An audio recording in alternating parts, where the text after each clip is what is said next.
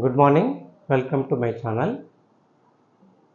మనం ఇంతవరకు 78 వీడియోస్ వరకు ఆస్ట్రాలజీ బేసిక్స్ మీద చేసాం.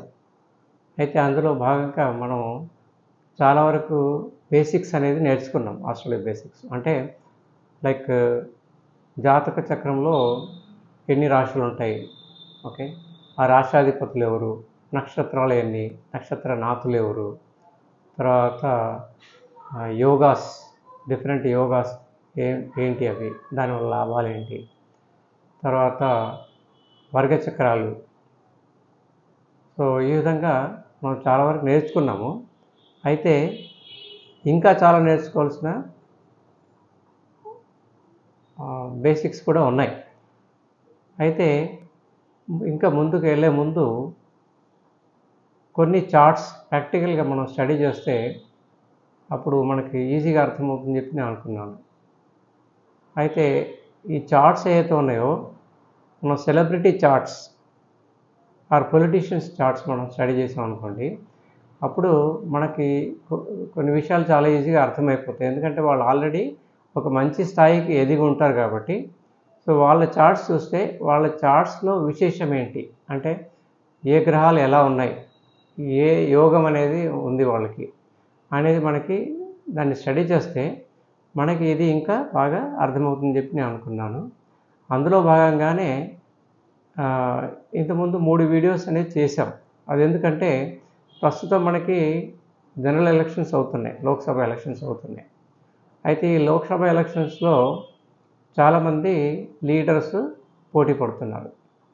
సో అందులో ఎవరైతే ఇప్పటివరకు ఆల్రెడీ సీఎంగా ఉన్నారో, పిఎంగా ఉన్నారో, తర్వాత ముందు సీఎం పిఎం కొరకు పోటీ పడుతున్నారు, వాళ్ళ జాతక చక్రంని మనం స్టడీ చేసామనుకోండి, అప్పుడు ఇంకా కొద్దిగా బెటర్గా అనాలిసిస్ చేయగలమనే మనకు ధీమా వస్తుంది అన్నట్టు.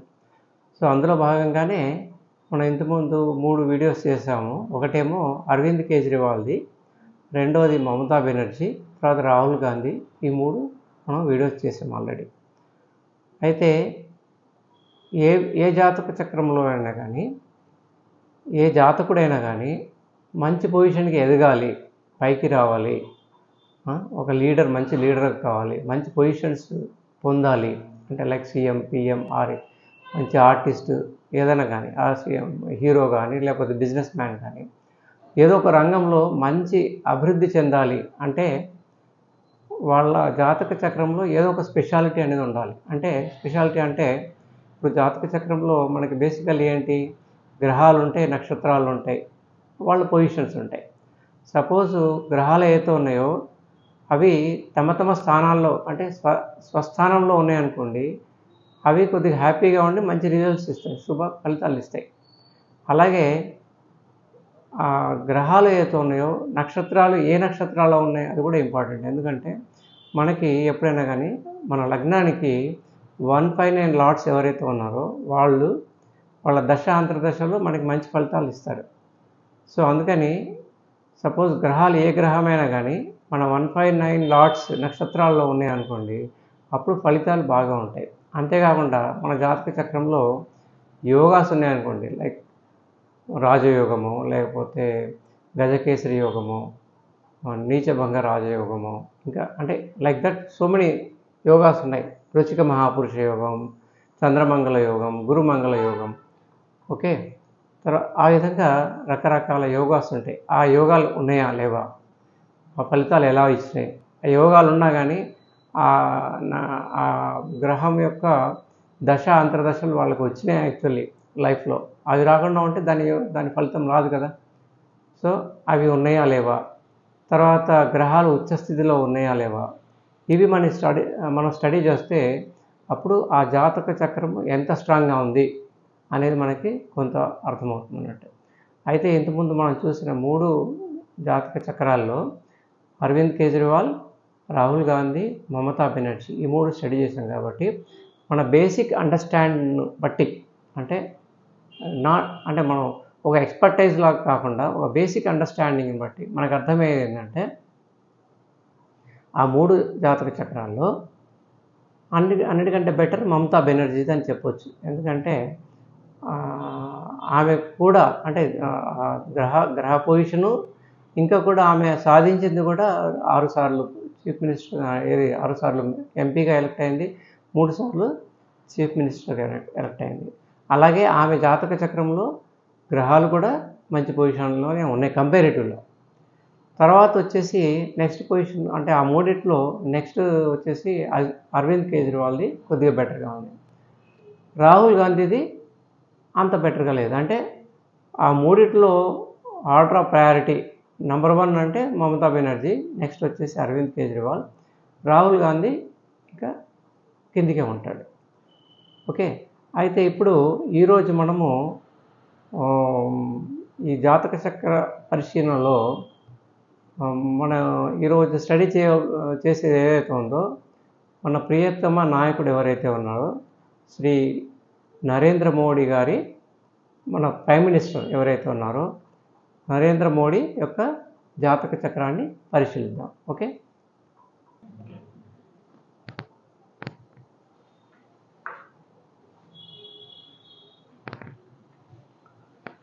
సో ఈ జాతక చక్రం ఏదైతే ఉందో డీటెయిల్స్ మనకి కావాలంటే మనకు ముందు కావాల్సింది ఏంటి, బర్త్ డీటెయిల్స్ కావాలి. సో బర్త్ డీటెయిల్స్ అనేది మనము నెట్లో నుండి తెలుసుకోవచ్చు. ఓకే, పబ్లిక్ డొమైన్లో ఉన్న డీటెయిల్స్ ఏదైతే ఉన్నాయో దాన్ని తీసుకొని మనం ఈ జాతక చక్రాన్ని ఏ వెబ్సైట్లో కానీ లేకపోతే యాప్లో కానీ ఫీడ్ చేస్తే మనకు డేటా అనేది వస్తుంది.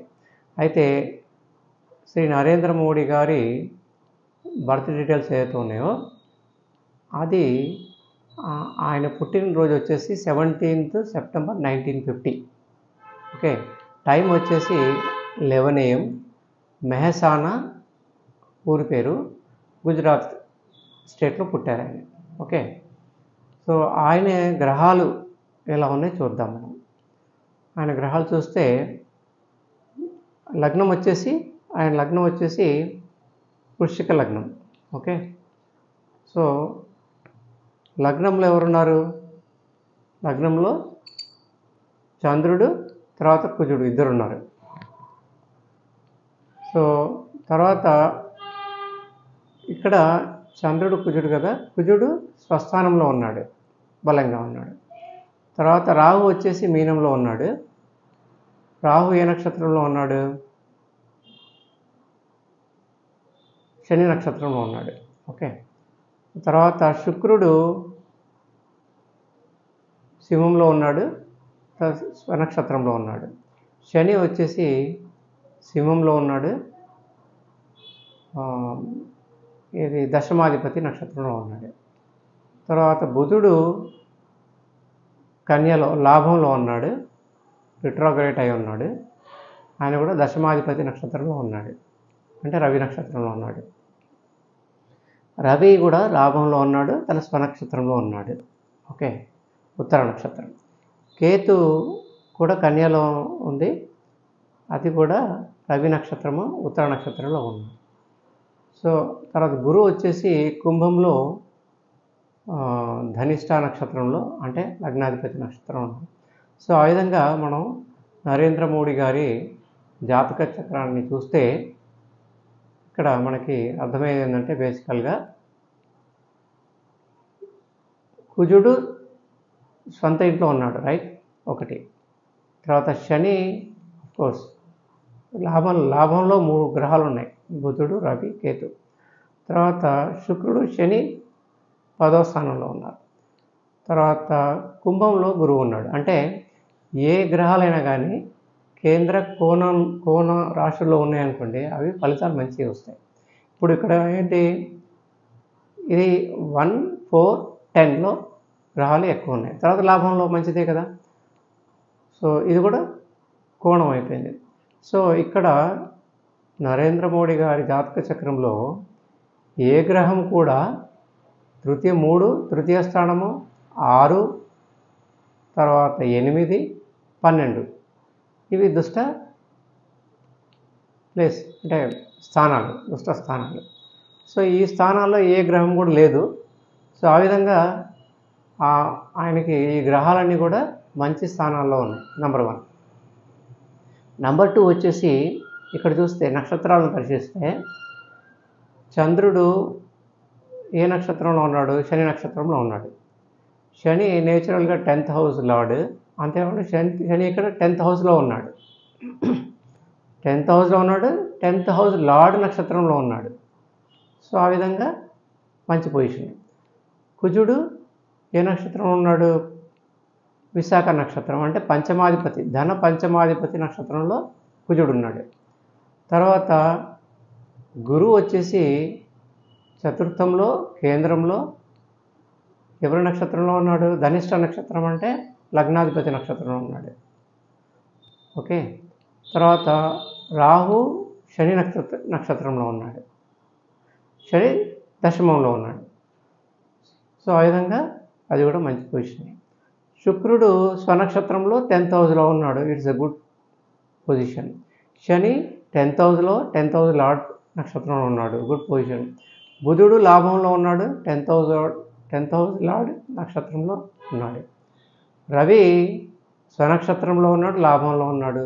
కేతు లాభంలో ఉన్నాడు, తర్వాత దశమాధిపతి నక్షత్రం ఉన్నాడు. అంటే ఇక్కడ దశమాధిపతి నక్షత్రంలో ఉన్నాడు. తర్వాత ఇన్ని గ్రహాలు దశమాధిపతి నక్షత్రంలో ఉన్నారు. కాబట్టే శ్రీ నరేంద్ర మోడీ గారు ఇంత పైకి ఎదగగలిగారు. అంటే కామన్ ఫ్యామిలీలో పుట్టి అంచెలంచెలుగా ఎదిగి, అంటే పార్టీ తరపున కానీ లేక ప్రభుత్వం తరపున కానీ చిన్న పొజిషన్ నుంచి, అంటే ఆయన ఏంటి ఫస్ట్ ఆర్ఎస్ఎస్లో జాయిన్ అయిపోయి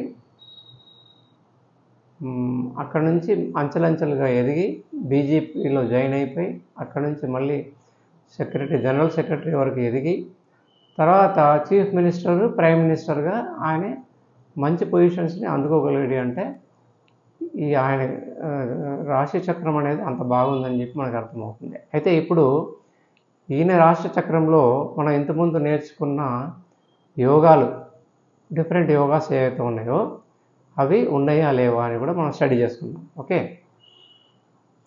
సో అయితే ఇప్పుడు ముందుగా రాజయోగం చూద్దాం. రాజయోగం నరేంద్ర మోడీ గారికి ఉందా లేదా? రాజయోగం అంటే ఏంటి? మనకి నేర్చుకుంది గ్రహాలు, ఏదైనా 2 గ్రహాలు కేంద్ర కోణాధిపతులు, ఎవరు వాళ్ళు? కేంద్ర కోణాధిపతులు కేంద్రంలో కానీ కోణంలో కానీ కలిసి ఉన్నారనుకోండి, అప్పుడు అది రాజయోగాన్ని ఇస్తాయి. వాటి దశ అంతర్దశలప్పుడు రాజయోగాన్ని కలిగిస్తాయి అన్నట్టు. అయితే ఇప్పుడు నరేంద్ర మోడీ గారికి వృశ్చికం లగ్నంలో చంద్రుడు, కుజుడు ఉన్నారు. చంద్రుడు భాగ్యాధిపతి, కుజుడు లగ్నాధిపతి. సో ఇద్దరు ఇప్పుడు వృశ్చికం ఏంటి? కేంద్ర కోణం 2 వస్తాయి. తర్వాత కర్కాటకం వచ్చేసి కేంద్ర స్థానం అవుతుంది. కాబట్టి దీనికి రాజయోగం ఉందని చెప్పవచ్చు. అలాగే దశమంలో చతుర్థాధిపతి, సప్తమాధిపతి దశమంలో కలిశారు. సో అది కూడా ఒక రకమైన రాజయోగము నరేంద్ర మోడీ గారికి ఉందని చెప్పవచ్చు. ఓకే. తర్వాత రుచిక మహాపురుష యోగం ఉందా? రుచిక మహాపురుష యోగం అంటే ఏంటిది?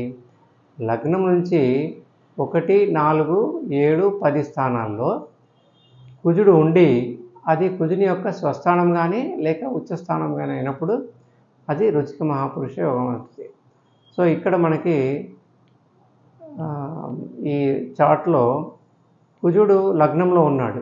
లగ్నంలో ఉండి తన స్వక్షేత్రంలో ఉన్నాడు. కుజుడికి వృశ్చిక రాశి స్వక్షేత్రం కాబట్టి నరేంద్ర మోడీ గారికి రుచిక మహాపురుష యోగం అనేది ఉందని తెలుస్తుంది.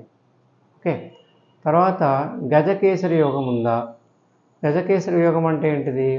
లగ్నం నుంచి కానీ చంద్రుడి నుంచి కానీ గురువు 4వ స్థానంలో ఉన్నాడు అనుకోండి, 4 కానీ లగ్నంలో కానీ లేక 7th హౌస్లో కానీ లేక 10th హౌస్లో కానీ ఉంటే గజకేసరి యోగం ఉన్నట్టు. సో ఇక్కడ మనకి చూస్తే చంద్రుడు లగ్నంలో ఉన్నాడు, 4th స్థానంలో గురువు ఉన్నాడు. కాబట్టి ఇది ఆ కండిషన్ సాటిస్ఫై చేస్తుంది. కాబట్టి నరేంద్ర మోడీ గారికి గజకేసరి యోగం ఉంది. ఎందుకంటే చంద్రుడు లగ్నంలో ఉండి గురువు 4th హౌస్ కుంభంలో ఉన్నాడు కాబట్టి ఈయనకి గజకేసరి యోగం ఉందని చెప్పచ్చు. ఓకే. తర్వాత చంద్రమంగళ యోగము. చంద్రమంగళ యోగం అంటే చంద్రుడు కుజుడు ఒకే స్థానంలో ఉన్న ఒకే రాశిలో ఉన్న ఆర్ ఎదురుగా చూసుకున్నా కానీ చూసుకున్నా కానీ చంద్రమంగళ యోగం ఉన్నట్టు. సో ఇక్కడ చంద్రుడు కుజుడు ఇద్దరు కలిసి లగ్నంలో ఉన్నారు కాబట్టి నరేంద్ర మోడీ గారికి చంద్రమంగళ యోగం అనేది ఉంది. అలాగే గురుమంగళ యోగం ఉందా? ఎస్. ఎందుకంటే కుజుడు లగ్నంలో ఉండి చతుర్థ భావం అంటే చూపుతో ఆయన గురువుని చూస్తున్నాడు, ఆస్పెక్ట్ చేస్తున్నాడు. ఓకే. చతుర్థ స్థానాన్ని కుజుడు ఆస్పెక్ట్ చేస్తాడు కదా, చతుర్థము సప్తమం అష్టమం చూస్తాడు కాబట్టి ఇక్కడ గురువుని చూస్తున్నాడు కుజుడు. కాబట్టి ఆయనకి గురు మంగళ యోగం కూడా ఉంది. తర్వాత నక్షత్ర పరివర్తన యోగం. సో ఇక్కడ కుజుడు పంచమాధిపతి నక్షత్రంలో ఉన్నాడు. అంటే పంచమాది అంటే గురువు నక్షత్రంలో ఉన్నాడు. గురువు లగ్నాధిపతి నక్షత్రంలో ఉన్నాడు. అంటే కుజుడు గురు నక్షత్రంలో ఉండి గురువు కుజ నక్షత్రంలో ఉన్నాడు కాబట్టి ఈయనకి నక్షత్ర పరివర్తన యోగం అనేది ఉంది వారికి, నరేంద్ర మోడీ గారికి. తర్వాత నీచభంగ రాజయోగం. ఇక్కడ మనకి చూస్తే చంద్రుడు నీచంలో ఉన్నాడు. తర్వాత చంద్రుడు నీచంలో ఉండి అదే రాశిలో సపోజ్ రాశ్యాధిపతి అదే రాశిలో ఉండి అది రాశ్యాధిపతి యొక్క స్వస్థానం కానీ లేకపోతే ఆ రాష్ట్రాధిపతి 1, 4, 7, 10లో ఉండి స్వస్థానం అయిందనుకోండి, అప్పుడు నీచభంగ రాజయోగం అవుతుంది కదా. సో ఇక్కడ చంద్రుడు నీచంలో ఉండి కుజుడు స్వస్థానంలో ఉన్నాడు, అదే రాశిలో ఉన్నాడు కాబట్టి నరేంద్ర మోడీ గారికి నీచభంగ రాజయోగం కూడా ఉంది. సో అంతేకాకుండా మనం ఇంకా పరిశీలిస్తే 7th లార్డ్ సప్తమాధిపతి అంటే పార్ట్నర్షిప్ ఆర్ లీడర్షిప్. ఓకే. బాగా ఉండాలి, అందరినీ కలుపుకొని పోవాలి, లీడ్ చేయాలి ప్రాపర్గా అంటే సప్తమాధిపతి కూడా బలంగా ఉండాలి. సప్తమాధిపతి చూస్తే దశమంలో ఉన్నాడు శుక్రుడు, తర్వాత స్వనక్షత్రంలో ఉన్నాడు కాబట్టి బలంగా ఉన్నాడు. తర్వాత శని దశమంలో ఉండి దశమాధిపతి నక్షత్రంలో ఉన్నాడు కాబట్టి శని కూడా చాలా స్ట్రాంగ్గా ఉన్నాడు. తర్వాత 4 గ్రహాలు దశమాధిపతి నక్షత్రంలో ఉన్నాయి. సో ఆ విధంగా చూస్తే నరేంద్ర మోడీ గారికి గ్రహాలు మంచి పొజిషన్స్లో ఉన్నాయి, ఆ గ్రహాలు మంచి నక్షత్రాల్లో ఉన్నాయి. అంటే 159 లార్డ్స్ నక్షత్రాల్లో ఉన్నాయి, దశమాధిపతి నక్షత్రాల్లో ఉన్నాయి. అంతేకాకుండా ఈయనకి ఇన్ని యోగాలు ఉన్నాయి. రాజయోగము, రుచిక మహాపురుష యోగము, గజకేసరి యోగము, చంద్రమంగళ యోగము, గురుమంగళ యోగము, నక్షత్ర పరివర్తన యోగము, నీచభంగ రాజయోగము. సో ఇవన్నీ ఇన్ని యోగాలు మనకి చాలా అరుదుగా కనపడతాయి ఏ చాట్లో అయినా కానీ. అందుకే నరేంద్ర మోడీ గారు ఇంత పైకి ఎదగగలిగారు. సో అందుకే ఆయనకి మనం మహాపురుషుడు, మహానుభావుడు, కారణ జన్ముడు అని చెప్పవచ్చు. అయితే ఈ నరేంద్ర మోడీ గారి యొక్క చార్ట్లో ఏదైతే గ్రహాలు ఉన్నాయో ఆయన లైఫ్ స్టోరీని మనం కొద్దిగా అర్థం చేసుకొని లైఫ్లో ఆయన ఈవెంట్స్ సాధించినవి అంటే అచీవ్మెంట్స్, ఓకే, అవి తర్వాత గ్రహాల యొక్క దశ అంతర్దశ ఏదైతే ఉందో దాన్ని రిలేట్ చేస్తూ మనము ఒక నెక్స్ట్ వీడియో చేద్దాము. ఆ వీడియోలో ఇప్పుడు ప్రస్తుతం ఆయనకి ఏ దశ అంతర్దశ నడుస్తుంది, సో ఆయనే ఇప్పుడు ఈ రిజల్ట్స్లో ఎలా ఫలితం ఉండొచ్చు అనేది కూడా మనం కొంతవరకు గెస్ చేయవచ్చు. అది మనం నెక్స్ట్ వీడియోలో చూద్దాం. Okay, thank you and thank you for watching the video.